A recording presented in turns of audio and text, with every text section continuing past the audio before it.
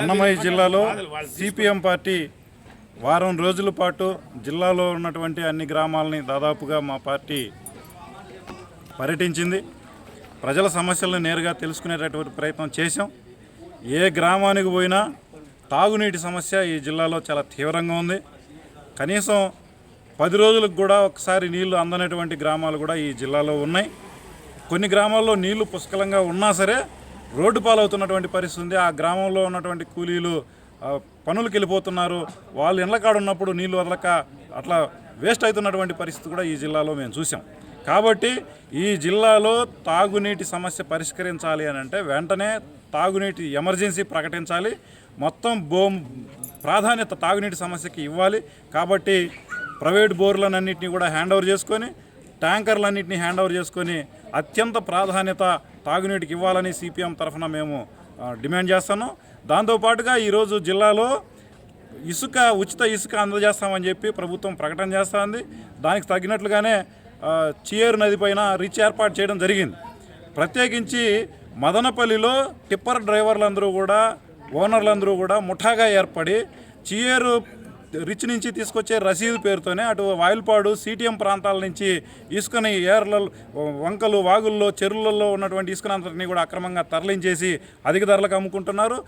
ఆ ముఠా మాఫియా నిబంధనలను ఉల్లంఘించినటువంటి వారిపైన బహిరంగంగానే దాడులు తెగబడుతున్నారు. ఇది ప్రత్యక్షంగా అక్కడ ఉన్నటువంటి డిఎస్పీనే పంచాయతీ చేస్తున్నటువంటి పరిస్థితి ఉందంటే వీళ్ళందరూ లబ్ధిదారుల పక్కన ఉన్నారా, మాఫియాకు అనుకూలంగా ఉన్నారా అధికారులు అనేది మనకు అర్థమవుతుంది. అందుకని జిల్లా కలెక్టర్ గారు నేరుగా జోక్యం చేసుకొని ఈ ఇసుక మాఫియా పైన చర్యలు తీసుకోవాలని మేము డిమాండ్ చేస్తూ ఉన్నాం. ఇందాక చెప్పారు, గాలివీడు మండలంలో తూముకుంట సోలార్ పవర్ ప్రాజెక్ట్ సంబంధించినటువంటి 2 కంపెనీలు ఉన్నాయి. ఈ కంపెనీ దౌర్జన్యాలు ఎక్కువగా ఉన్నాయి. ఆ చుట్టుపక్కల ఉన్నటువంటి రైతుల మీద దౌర్జన్యాలు చేస్తూ వాళ్ళ భూములను లాక్కునేదానికి ప్రభుత్వ అనుమతి కూడా లేకుండానే ప్రయత్నం చేస్తూ ఉంది. దీని మీద రైతులకు అండగా ప్రభుత్వం నిలబడాలని చెప్పి రిక్వెస్ట్ చేస్తూ ఉన్నాం. అంతేకాకుండా ఈరోజు దళిత కాలనీలు, ఏ కాలనీకి వెళ్ళినా మీరు శ్మశాన సమస్య పరిష్కరిస్తాం, ప్రతి దళిత కాలనీకి 2 ఎకరాల శ్మశానం ఇవ్వడంతో పాటు అక్కడ మంచినీటి సమస్య, రోడ్డు సౌకర్యం కల్పిస్తామని చెప్పి ప్రభుత్వం ప్రకటన చేస్తుంది. దానికి నిధులు కూడా విడుదల చేస్తుంది. కానీ ఒక్క కాలనీకి కూడా దళిత శ్మశానాలు లేనటువంటి పరిస్థితి ఉంది. ఉన్నా కూడా అసౌకర్యాల నడుముల మధ్యలో ఉన్నటువంటి పరిస్థితి. ఇది మా పరిశీలనలో తేలింది. ఈ సమస్యను పరిష్కరించాలని చెప్పి రిక్వెస్ట్ చేస్తూ ఉన్నాం. అదేవిధంగా ముదివేడు రిజర్వాయర్కి సంబంధించి అనేక సందర్భాల్లో పోరాటం చేస్తున్నాం. ఇప్పటి వరకు ₹1 కూడా కాంపన్సేషన్ లేదు, R&R అమలు చేయలేదు. వాళ్ళందరికీ కూడా 5 గ్రామాలు నెట్ట నిలువున మునిగిపోతూ ఉన్నాయి. వాటి అన్నింటికీ రక్షణ కల్పించాలని చెప్పి డిమాండ్ చేస్తూ ఉన్నాం. ఉపాధి హామీ ఈ జిల్లాలో దాదాపు మనకు అన్ని గ్రామాల నుంచి ఇటు రాయచోటి, గాలివీడు ప్రాంతాల్లో అందరూ కువైట్ దేశాలకి వలసపోతే మదనపల్లి, తంబాలపల్లి ప్రాంతాలన్నీ కూడా బెంగళూరుకి, ఇతర నగరాలకి వెళ్ళిపోవాల్సినటువంటి పరిస్థితి ఉంది. కేవలం ఉపాధి లేకనే కారణంగానే వీళ్ళంతా బయటపోతున్నారు.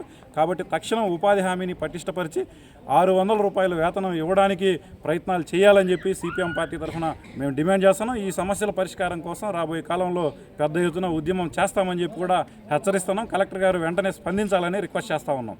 నా పేరు శ్రీనివాసులు, సిపిఎం అన్నమయ్య జిల్లా కార్యదర్శి.